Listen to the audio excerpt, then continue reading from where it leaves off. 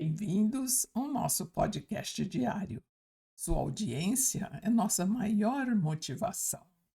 E é sobre os convites que leva a que estamos sobre a predição do futuro, isto é, a ação de predizer, de fazer vaticínios, de anúncios antecipados de algo que vai acontecer. E isso sempre exerceu sobre o homem um fascínio muito grande, uma curiosidade, e a grande maioria, elas se voltam para prognósticos inquietantes, nos quais cada um reagirá de um modo muito próprio, muito pessoal, mas quase todos deixando cismas, medos, desencantos, né?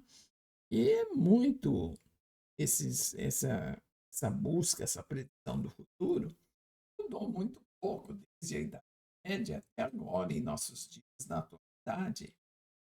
Diz que civilizações adiantadas têm dela adivinhos, por assim dizer, e se nós buscarmos mesmos nas livrarias, grande espaço é para livros, folhetos, revistas e vaticínios, encantamentos, bruxaria, saltando cartomantes, ledores de sorte, simpatias, rezas, conjuros, patuás, faziam e abusam e exageram de um tema tão delicado que mantém o homem aprisionado, limitado por algo que ele desconhece.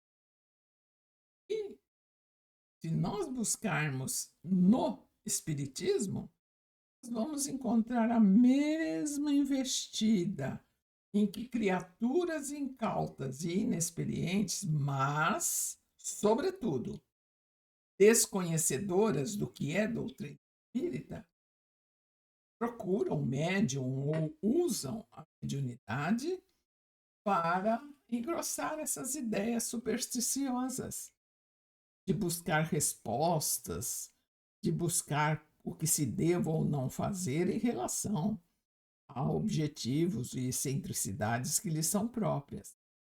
Assim, na reflexão espírita, cuidado, não existe esse tipo de situação de predição. E se nós formos parar para pensar, tudo o que está acontecendo ou que vai acontecer, já dá para qualquer homem comum fazer uma ideia, por assim dizer, fazer uma previsão, porque as causas atuais falam os termos que farão parte do futuro. São, mas existem predições que se realizam? É possível que sim, que existam, mas nós temos que, porque não há efeito sem causa.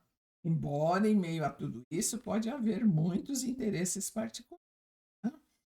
Então, nós vamos ver, por exemplo, se nós formos estudar na doutrina espírita a teoria das predições, ela ali fala que nós precisamos supor um homem no alto de uma montanha.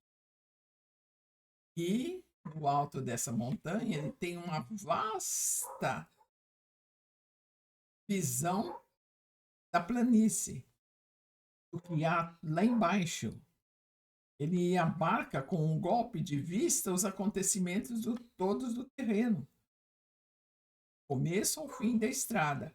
Para o viajante que está lá embaixo, caminhando essa estrada, ele só vai conhecer esses percalços do caminho quando estiver percorrendo essa mesma estrada. E exatamente vai ver as subidas, as descidas, os riachos, as matas, os precipícios. Enfim, ele vai ter conhecimento ao passar por essas situações. Quando aquele homem lá no alto da montanha havia tudo isso daí. Então, esse futuro que o homem que está lá no alto da montanha vê é totalmente desconhecido para o caminhante. E aí então nós vamos perceber, por assim dizer, que ele não vai poder dizer: olha, em tal momento você encontrará tal coisa, em tal momento você encontrará aquela outra. Se ele fizesse isso, estaria predizendo o futuro, alguma coisa que já está lá, de alguma coisa que já é presente. E no domínio da vida espiritual, isso se produz assim numa escala sem precedentes. Os espíritos desmaterializados são como o homem no alto da montanha. Para eles apagou-se a relação espaço-tempo que nós conhecemos. A extensão e penetração da sua vista são proporcionais à sua depuração e à sua elevação na hierarquia espiritual. Já nos espíritos inferiores, não. A visão é circunscrita, porque eles não podem se afastar daqueles instantes nos quais eles estão ligados. Eles não conhecem os horizontes maiores e respondem a tudo quanto lhes é perguntado conforme a sua visão.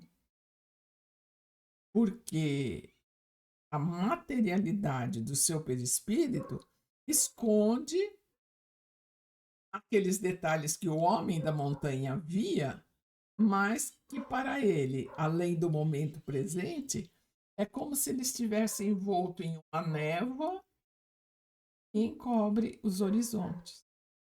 Então, nós precisamos, em relação a essa chamada predição do futuro, assim, muito cuidado. E lembrar que a grande maioria das vezes, em relação ao que quer que estejamos fazendo ou pensando em fazer, todos nós somos visitados, digamos assim, entre aspas, pelo dom da predição, uma vez que a inspiração, os amigos espirituais, são constantes na vida de cada um de nós e funcionam nesse sentido, de que através das nossas percepções nós tenhamos visão do reconhecimento,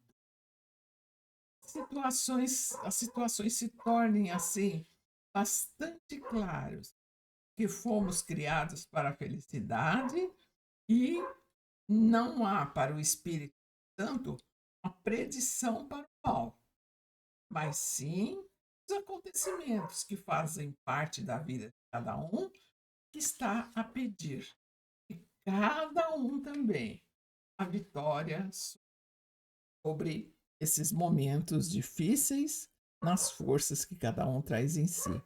E nós paramos por aqui até o nosso próximo episódio. E Maria, Mãe querida, nos abençoe e guarde a todos.